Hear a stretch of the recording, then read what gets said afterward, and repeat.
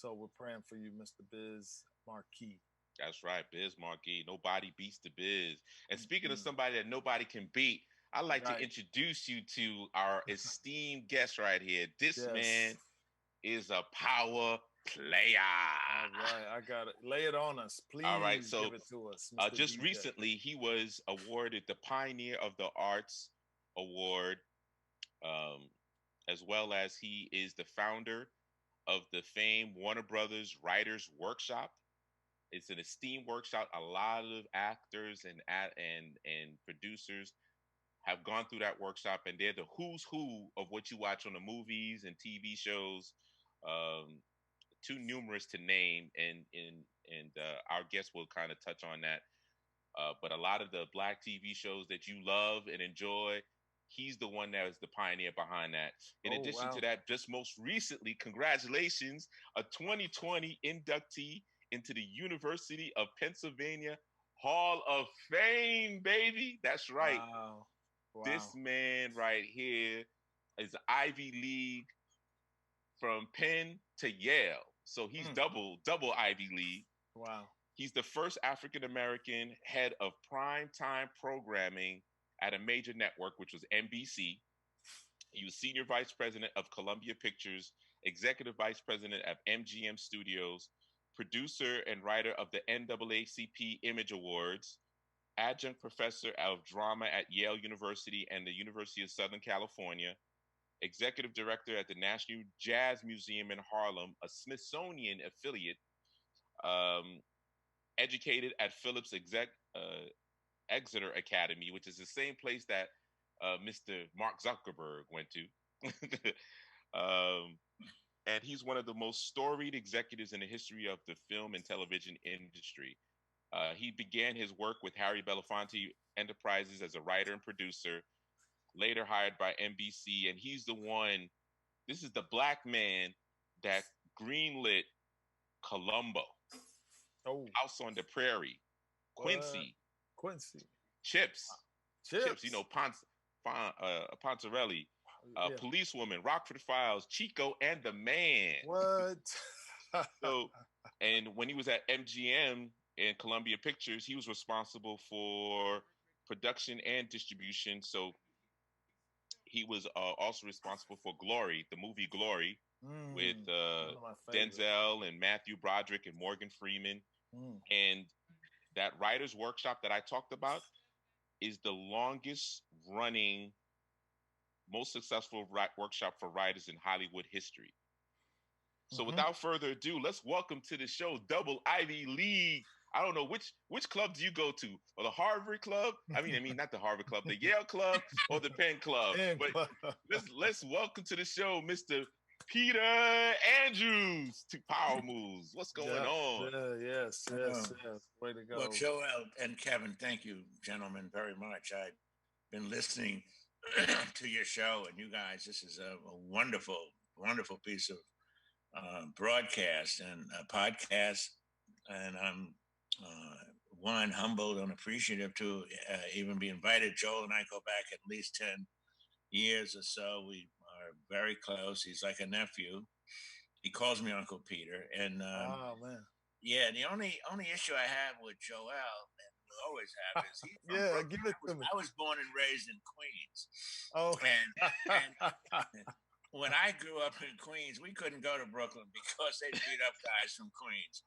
And also, my University of Pennsylvania I was captain, most valuable basketball player on the Penn basketball team in back in the day, and that's why I was inducted into this Hall of Fame. And my Yale was graduate work at Yale Drama. But yeah, I had a wonderful time working many years for Mr. Harry Belafonte, who we all know. He's 92, healthy and moving and doing great things. He's a global statesperson, and what a great mentor. I was very fortunate to start out with him and work with Lena Horne and the Belafonte special we did for CBS. And then I had Richard Pryor and Sidney Poitier. I put together, Sidney and I and Harry, we put together Buck and the Preacher, the Black Western.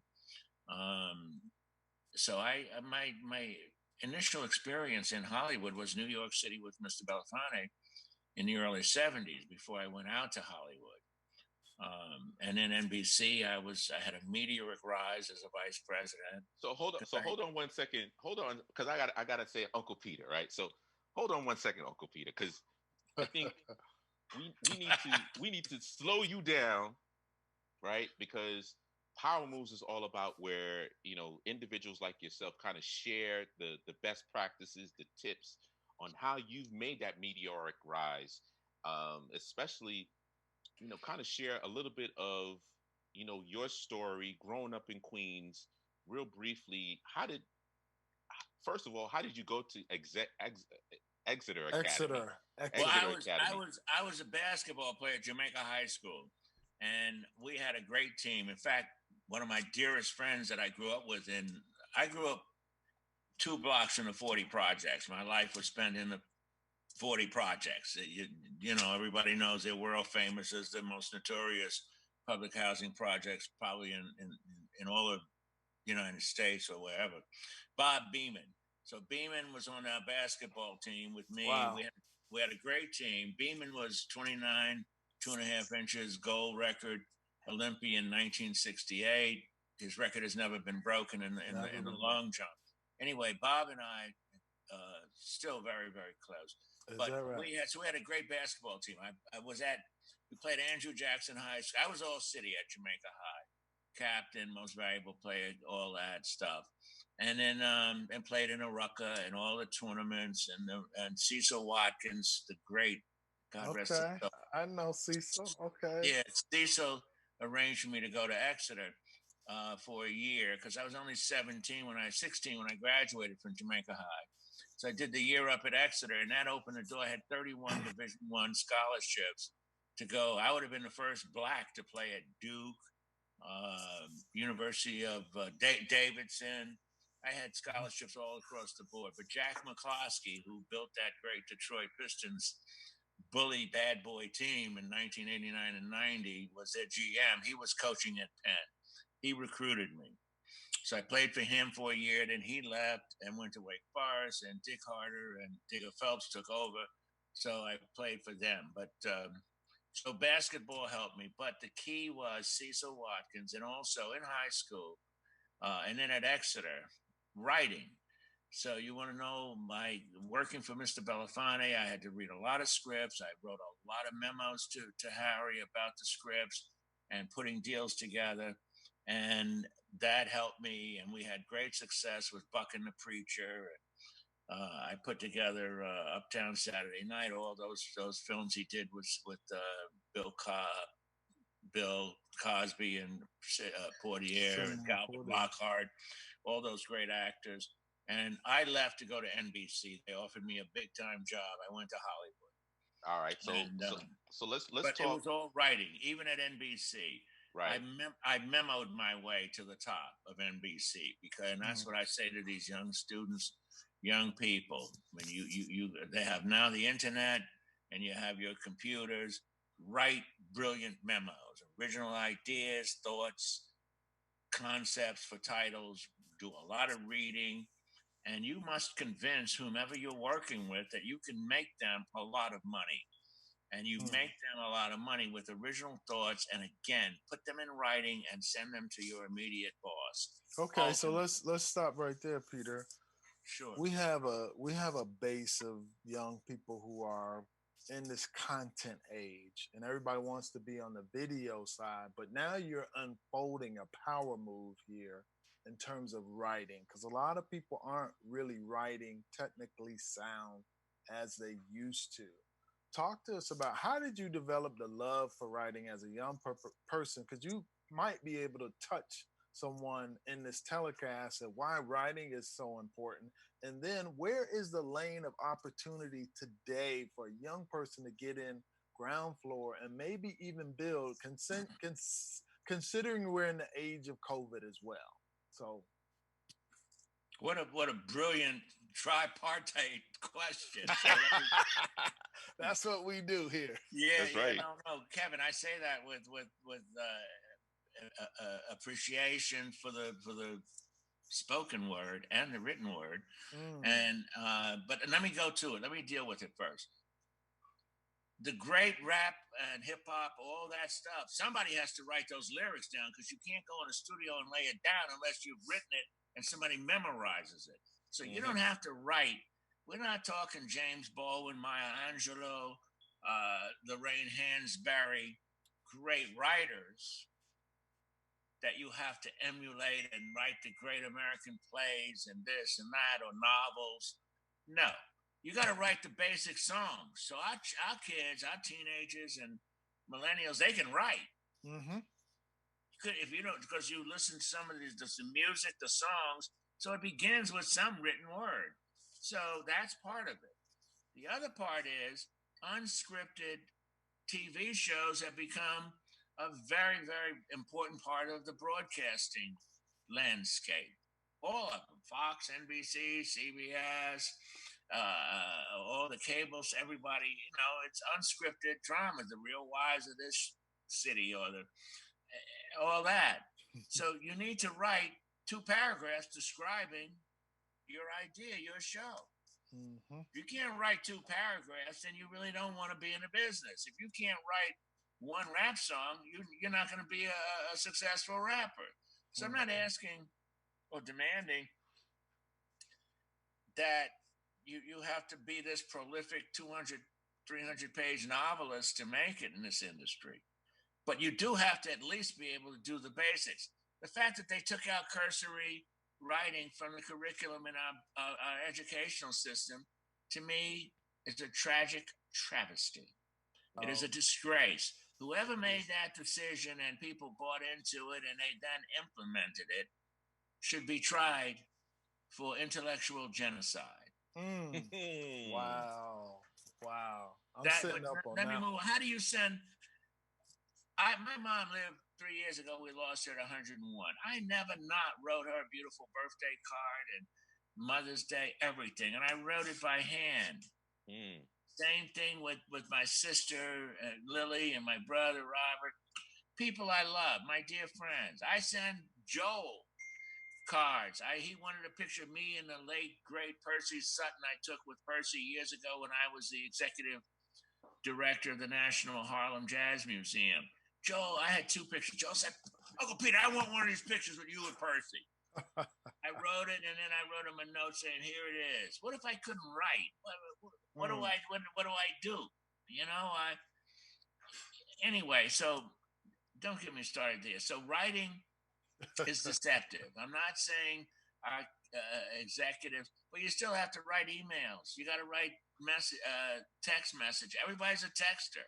Text brilliance, and let people know what you're thinking and how creative and how brilliant you are, whether it's music, theater, drama. I looked at Hamilton. We've all seen that play has taken the imagination, everybody's imagination. It is brilliant. He wrote that. He researched it, and it took him years. Wow. He started out with a play before that about, Upper Manhattan. I grew up, after I left South Jamaica, Queens, and when I came back with Harry, I lived in Harlem in the Lenox Terrace. My uncle, they just did a miniseries about him. Married to my mother's sister was my godfather. My uncle was Ellsworth Raymond Bumpy Johnson. So I know a little bit about organized crime. Trust me. All right, but I'm just saying, guys, that we now have to get into this 20th, 21st century millennial mentality and yet still be able to write basic text messages, songs. If you're going to go the long route, you got to sit down, pen and paper, or on a text message. You got to write the words, the lyrics, the moves, the dialogue. And you're Hamilton if you want to have a great Broadway show and make millions of dollars. If you want to have a movie, people talk in movies. So there are certain disciplines that require, back to what I'm saying, writing.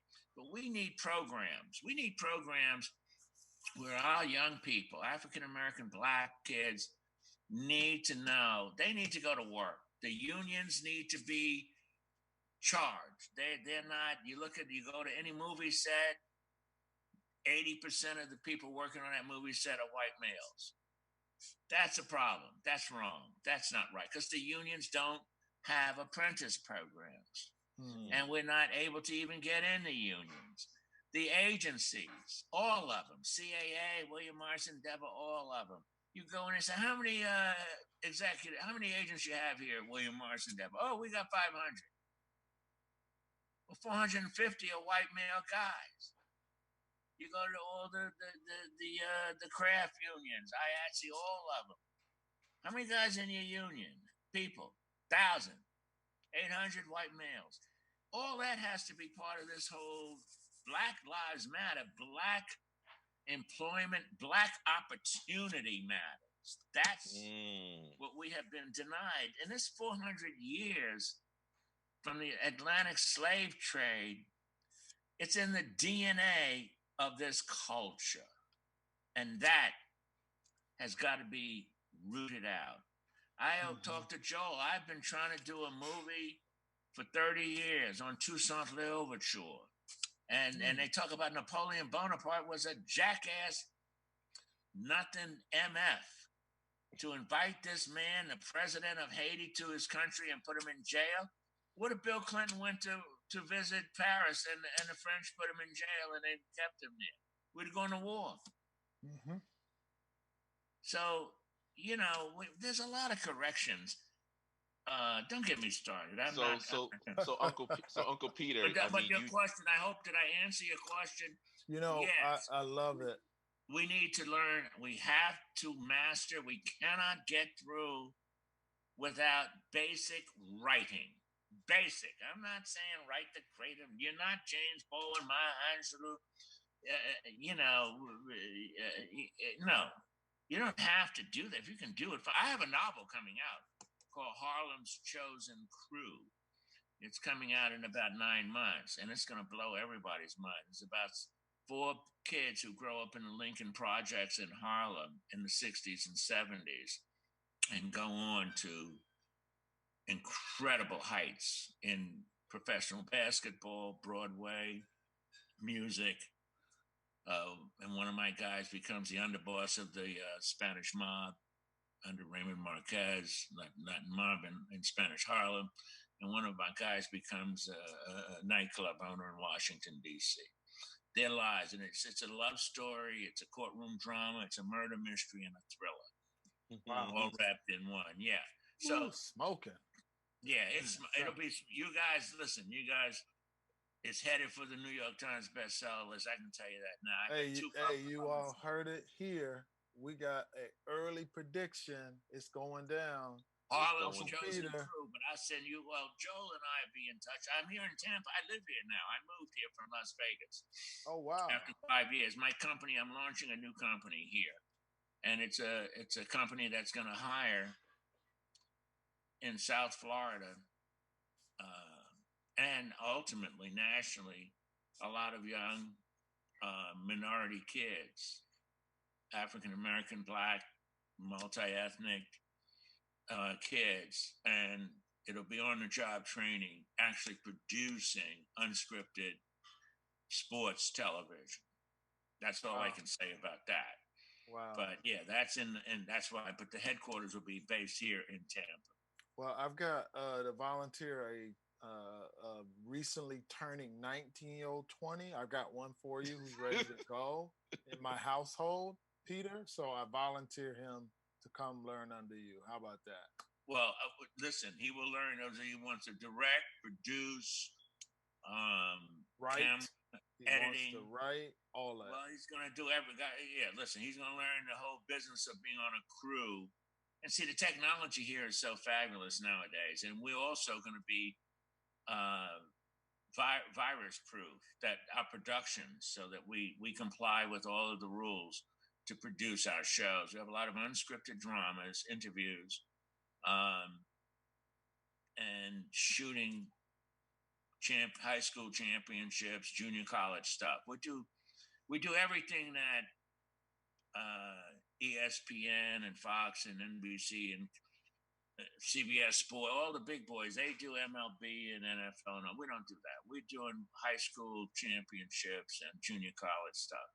Mm, So real quick, Uncle Peter, because we got to go on break in about 1 minute. Yeah, I'm gonna have a break too because I'm sipping a little white wine. I worked all day today, so. Okay, now we can go on break. I have my white. As I love I'm 70 years old, so I'm over 21. I can drink white wine at 8 o'clock. I hear you. You got it. You got it. But what I wanted to touch on real quick is what made you decide to, and we might have to just circle back on it on after break. Instead of playing basketball professionally, you decided to go the arts route when you left, because you could have played in the NBA after. No, I couldn't. I was drafted to play for Real Madrid, Europe. I was only 6'1", New York City pounded in the paintball play. I could only score from 15 feet out. I could score, but I wasn't a great shooter. I didn't have a long jump shot. And I could handle the ball. I was a great defender and all that. But no, I was only 6'1", and because I could not score from the outside, that hurt my NBA opportunities. And I didn't want to go through the draft process and try out and waste my time. And then I didn't want to go to Real Madrid for $15,000, $20,000 a year. I was nominated Rhodes Scholar, and also I got the fellowship to go to Yale Drama School for an MFA program. And I got hurt against Princeton, dislocated the shoulder. And I said, you know what? Basketball has been very, very good to me. I got a degree from the University of Pennsylvania, Wharton School, economics degree, international finance and marketing. And I got accepted to Yale Drama School. My dad had died. I only went 75 miles north to New Haven to graduate school so I could look after my mom and my little brother and sister. So I turned down Real Madrid, and I turned down the Rhodes Scholarship to go to England. So no, I wasn't good enough to be an NBA player. I was a great high school and college basketball player, but I didn't have that jump. If I had the jump shot, I'd still be in the NBA. Okay. I'd be with the Knicks. They could use me. Oh man, the Knicks could use a whole bunch of stuff. So I talked to my producer. We don't have to go on break, which is a beautiful thing. So let's talk a little bit about. We're gonna jump into the power segment of our show. How did you develop your influence within the treacherous land of entertainment? And I know you might have learned a little bit from your uncle. I'm happy that you did share the Godfather of Harlem. So, what lessons can you share with folks to kind of create that power and that influence? Well, I think a lot of people are doing it now that are incredible. The president of CBS, George Cheeks, he's figured it out. He was with NBC for a while. There are a lot of African American. I think Barack Obama is a great role model. You have to have an intellectual base. You've got to have, and you don't need college for that. You just need to read and keep up and use the internet and study. So everybody can do all. You don't have to be as Joe so kindly said, I'm University of Pennsylvania, Phillips Exeter Academy, Wharton School, University of Pennsylvania, Yale Drama. So I had top educational credentials. That was intimidating to white people. They didn't want to F with that because they said, well, this guy's not playing. Exeter is the second oldest prep school in the world, Exeter, Andover, then Exeter. And its endowment is equal to Yale or Harvard or Penn. And all it's an incredible, when I graduated Exeter in 65, 200 guys graduated, 40 guys went to Harvard, 30 went to Yale, 20 went to Princeton, 15 of us went to Penn, 15 to Cornell, Brown, Dartmouth. The worst school anybody went to was NYU, okay? Hey. And that's an outstanding university. So that what I'm saying, my point cleaned it up, Joel. Yeah, University of Washington outside of St. Louis. Anyway, the distribution of college graduates and where Exeter kids went in 65. But so I was lucky. So I had great educational credentials. So NBC, Harry loved it. NBC loved it. They couldn't take, as my dad used to say, you got to get that education. They cannot take that away from you, son. My father drilled that in all of us. All my brothers and sisters got graduates, college, and graduate degrees, and my, everything. So we had to learn. So that's not necessarily now in 2020, but credentials are important. Then again, the writing, and then your presence. You got to walk tall. You got to be somebody, as my Uncle Sam used to say. You got to walk in a room and you got to take control of that room. We can't walk in a room saying, oh, all these white people here, let me put my head down and everything. I walk in a room, I'm in charge here, is my attitude. Right. And you guys are all buck ass naked, and I'm here to take over this mother effing meeting. Okay? Clear. Okay. You got to have an arrogance, and you got to back that arrogance up with knowledge. And you have to be articulate. Just, again, great example is Barack Obama, greatest president in the history of this republic. The greatest. And I don't care, historians know that, whether they tell the truth or not. And fortunately, George Bush Jr. was probably a nice man. I liked him, but he wasn't. He was probably the second or third worst president. But now, President Orange Julius Caesar, this guy, he has effed up the White House and the Constitution and the whole institution of presidency so bad. George Bush Jr. is somebody who he should be running again he could be running again if he wanted to.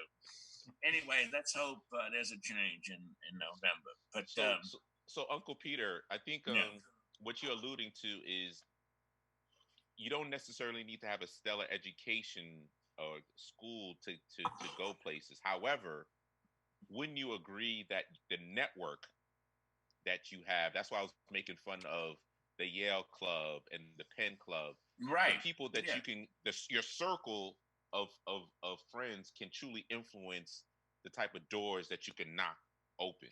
Yeah, they become part of your whole thing. They have LinkedIn and they have all this stuff now in the social media world that helps bridge the gap that you don't have to be. I took John Oliver Killens, who wrote 13 novels.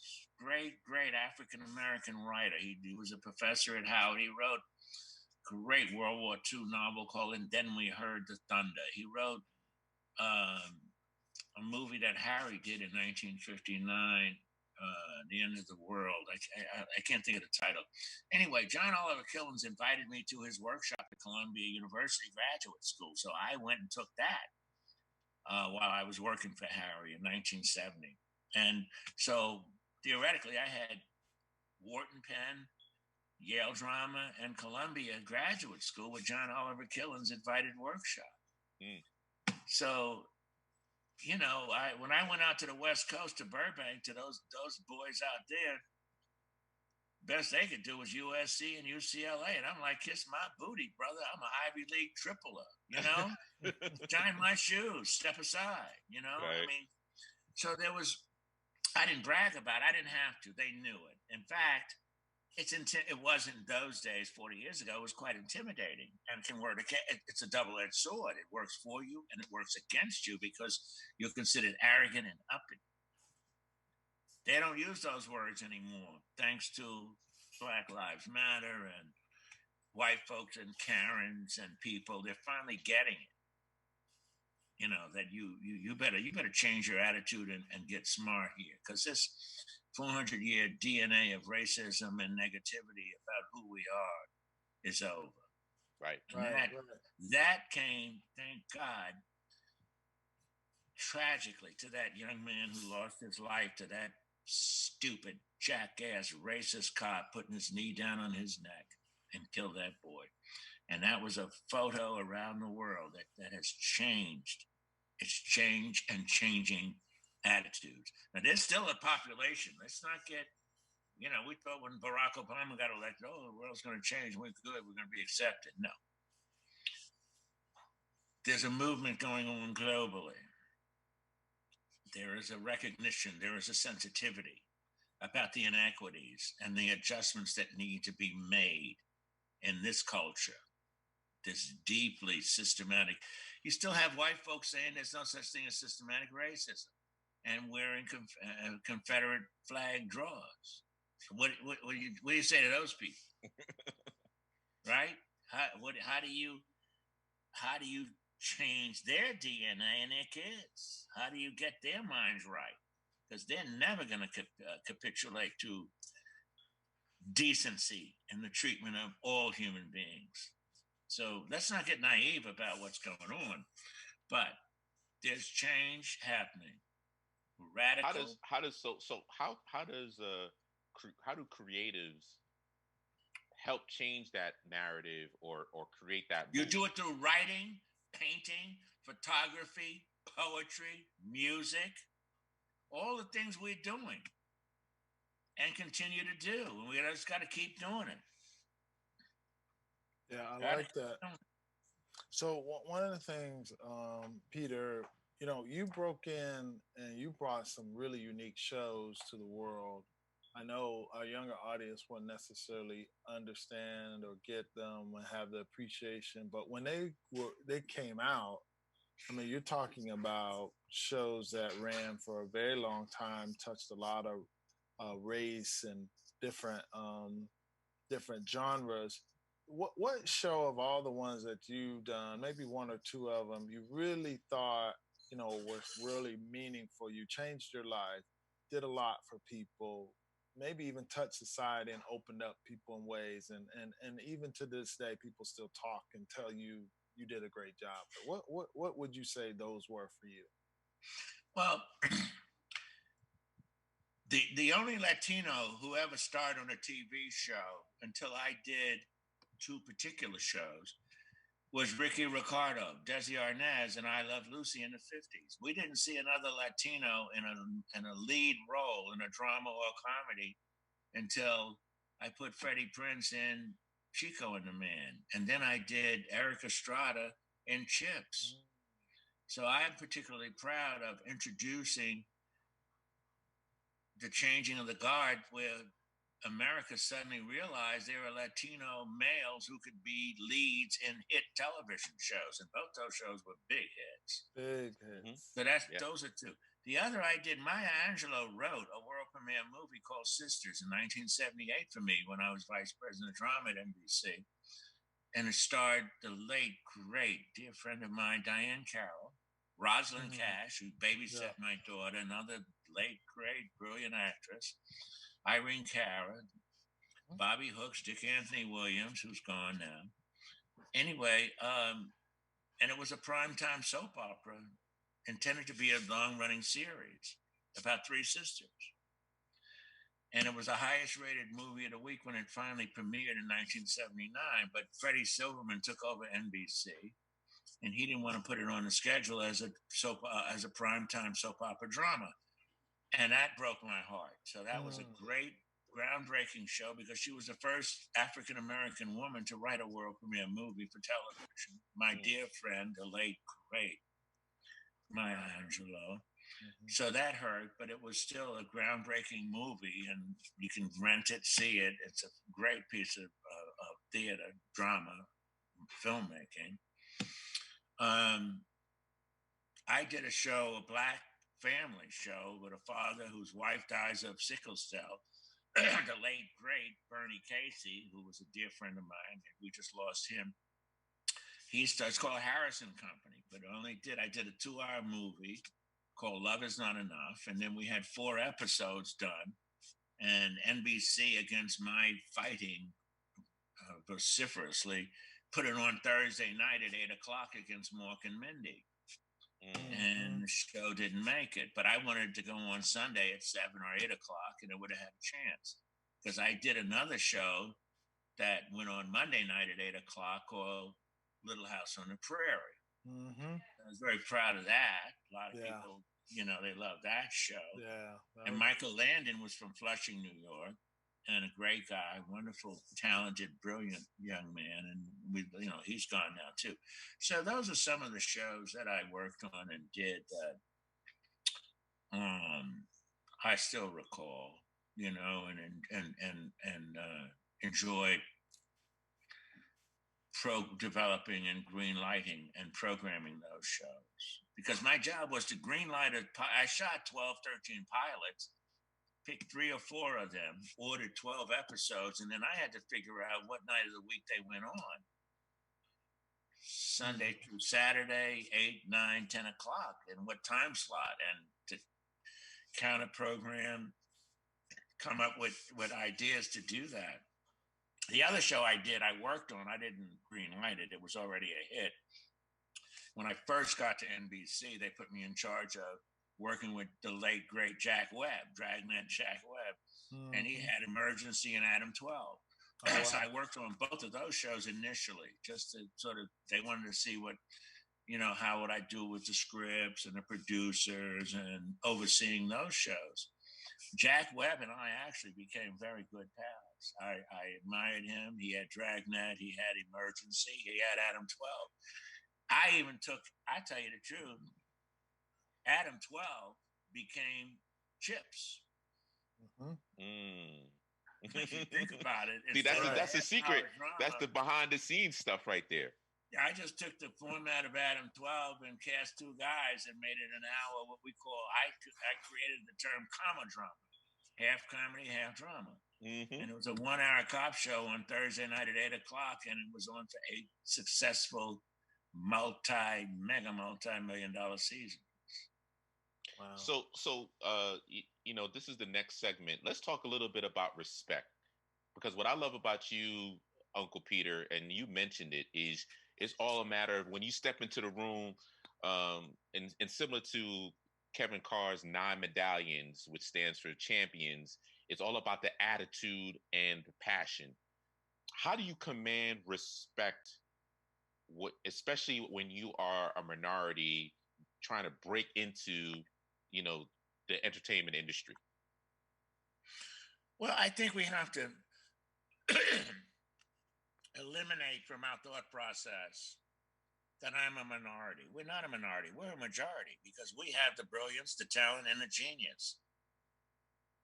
Mm-hmm. That's who we are. We're the majority. So I walk into a room, I'm like, hey, I'm in charge here. I'm not a minority. I never felt like a minority. I've never dealt with the fact that I'm a minority.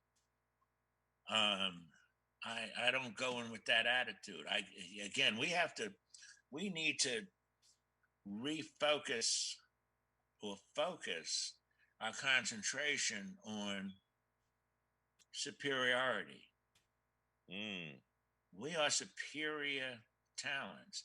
You guys, you're doing a fabulous, you got a radio show. You guys should be on national television. I look at Stephen Smith, who's from Queens, and he's bombastic and loud, very well prepared and very successful. But he works with a stupid ass white boy that doesn't know fuck all, and he makes statements and he's on the air and he's getting paid. Right. So what is that? You guys are better than both of them. I have a show with my dearest friends, Adrian Branch, who was on the bench behind James Worthy on the Laker Showtime team back in the 80s. And he's the third all-time leading scorer for the University of Maryland. Adrian and I are very close. I did a pilot. I wrote and produced and directed a pilot with Adrian. And I'm going to do another version for him. But I have a talk show. He and another person, we're going to do sports. I bring that up to say, we have to stop accepting the norm. Just because Stephen A. Smith and those guys are on, and they got a couple of other talk shows with other guys who think they know more about sports, but all they have is great research and get paid a lot of money, and they got people behind them, and they're on the air. But we don't have to say they're the greatest. Right. I don't conclude that. As I said to my business partner, a crown does not a king maketh. Just because you're on the air and you got a show, I'm coming after you. So we need I'm coming after you attitude. That's that basketball in us, right? That's that. What? Listen, 40 Park, you know what the 40 projects are like. You play ball in 40 Park, Jamaica High against all those teams, Vaughn Harper, Sonny Dove, Moose Tillman, Corky Bell, all the great, Pablo Robinson, Tiny Archibald, all those guys were my my guys. We had to battle. We battled. It was a battle to get to the Garden. And you had to slam dunk, stick guys up on the backboard and get in their face and shut them down and try to hold them to no dribbles if you wanted to succeed. So Right. yes, that's my attitude. I had a notorious reputation in the Ivy League as a just a vicious defender, and I got in your face, I pushed you, I got in your chest, and I was ready to fight. You want to fight? I'm gonna whip your butt. After we're gonna play ball, or you want to fight? Whatever you want to do, we're gonna do one or the other. So I'm What here a- for that. So could you give a 2-minute snippet of the Mike Krzyzewski story? Krzyzewski. Yes. Yeah, he came down with Bobby Knight coaching West Point in October of 1968, 67, my senior year at Penn. 68. And it's a scrimmage. You play 6 quarters, and it's October before the season, and it's Army against Penn. And Krzyzewski's trying to guard me. And I'm just putting Converse all on his forehead. Just finger roll. Because you couldn't dunk. They took the dunk out because of Lou Alcindor Kareem Abdul-Jabbar in college. Right. Oh, wow. Yeah. Mm-hmm. Oh, yeah. They took the dunk out because he was killing it. That's when he developed the sky hook. And he did 40,000 of those sky hooks in the NBA. So they created a beast without realizing it. But anyway, Right. So I would just finger roll because I could dunk from high school, sophomore year in high school. Me, Beeman, we had 12 guys on our team at Jamaica High. 10 of the 12 guys on that team could dunk.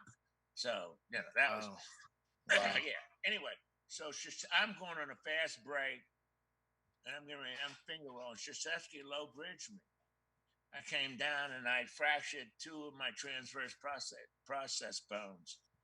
I missed the first 6 weeks of the season, first 4 games because of that injury. He coaches and his team plays the same way. Dirty basketball, knees, hurting guys. He had that kid 2 years ago. You remember him? He tripped somebody. He did all that. There was a big controversy about this kid. He just loved this guy. I can't think of this kid's name. But that's Krzyzewski. I've never seen him since. Someday I will see Mike Krzyzewski. And I will just say, Mike, do you remember that October when you low bridge me? And when you low bridge somebody in basketball, it's the worst thing you can do. Yeah. And as you guys know, it's just what you don't do. He didn't care. Oh, a fight broke out. Everybody, the bench is empty. My roommate, Bobby Shannon, was there. He's in Atlanta. He'll tell you that story. He'll come through Tampa or something. Joel, you'll meet Bobby Shannon. Anyway. Oh, yeah, it was a big fight. I couldn't fight. I was laying on the ground. They took me to University of Pennsylvania Hospital, x-rayed me, and I was out for the season, they thought, but I came back 6 weeks later, my senior year. Wow. Yeah. Wow. So that's my unfortunate low bridge, low class.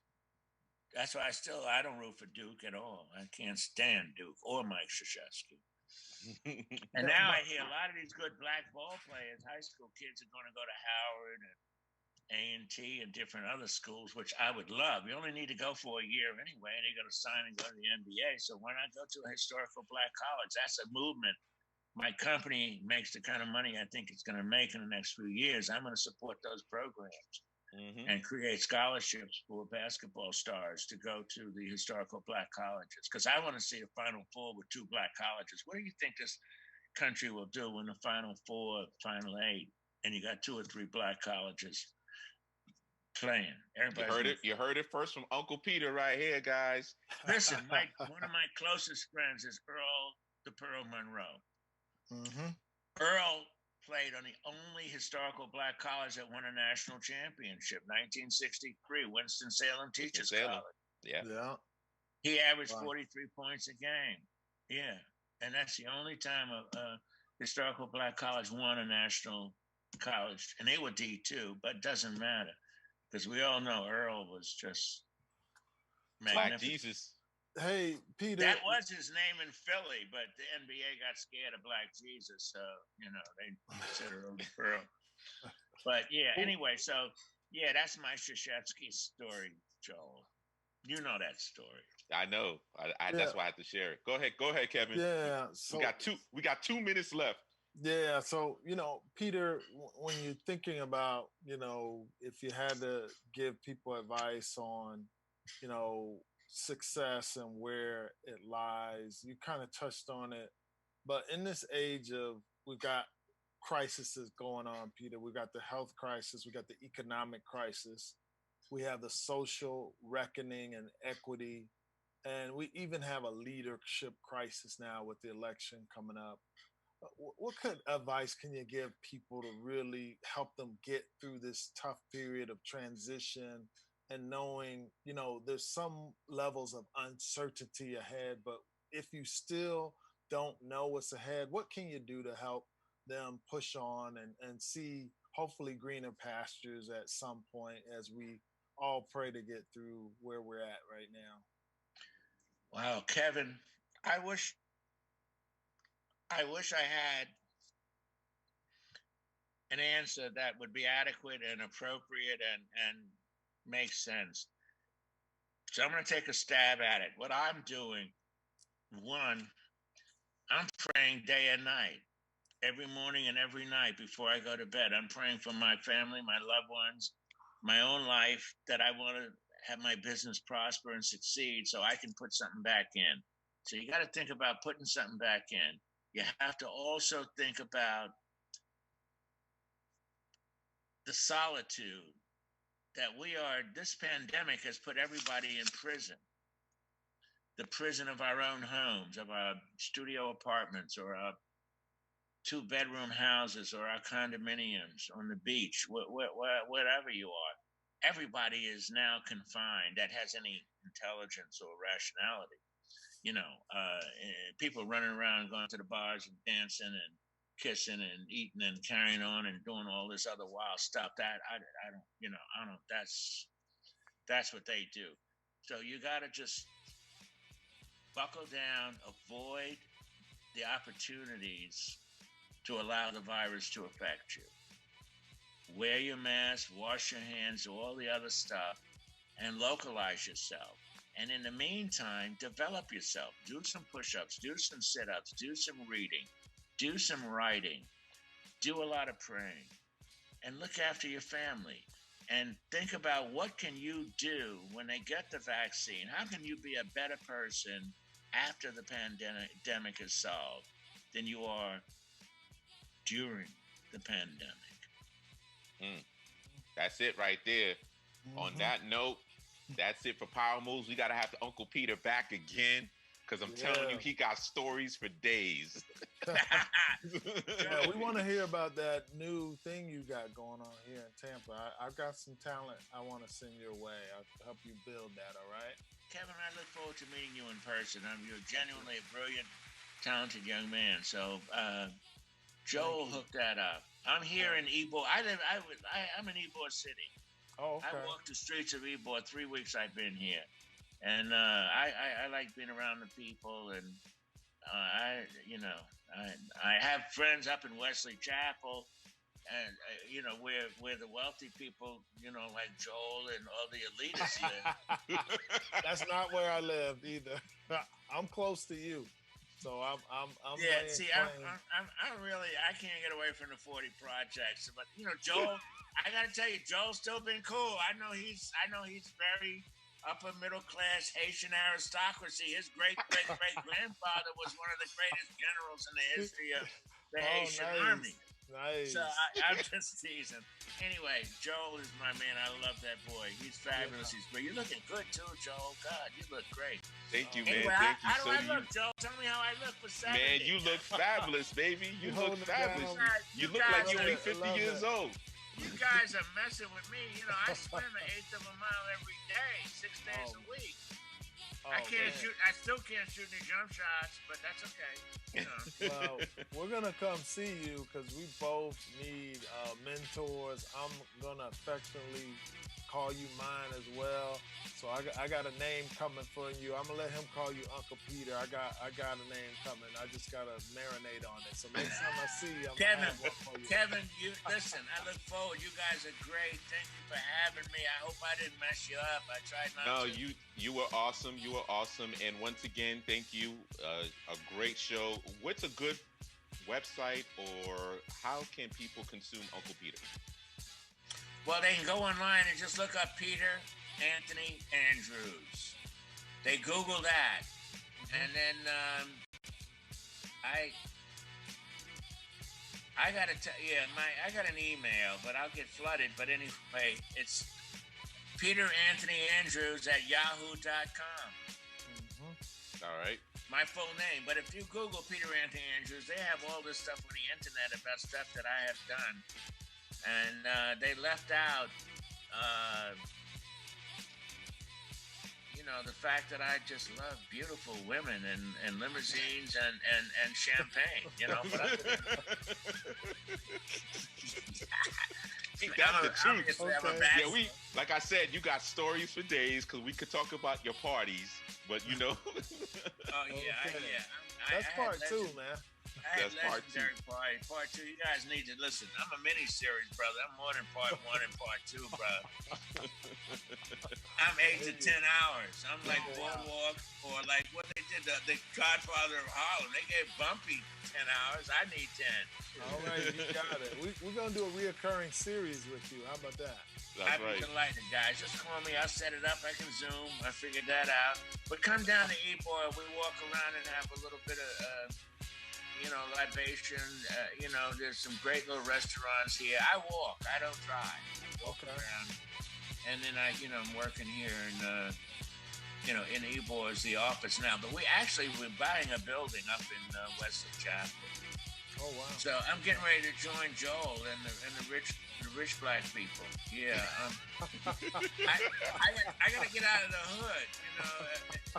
Everybody thinks I'm rich and an elitist, but I gotta go hang out. I can't hang out with Joel down here in Evil because he's in Wesley Chapel. And I gotta tell you, it's my favorite place though. You know where Carlton and I go? I like Culver's. They got cheeseburgers with. Yes. Mushrooms and Swiss cheeseburger and French fries. That's my favorite restaurant. Oh yeah. Culver's is a bit of old but good school. Oh man, man, it's those some good burgers, food at Culver's, those burgers. Hey, if I ever have to go to the electric chair, they say, "What's your last meal?" I say, get Culver's on the phone. Send me some Culver's burgers and fries. All right, guys, I'll be in touch. I'm signing off now. My as you see, my glass is almost empty. I'm gonna finish my Chardonnay and call me back. I'd love to come back on the air. Then when my book comes out,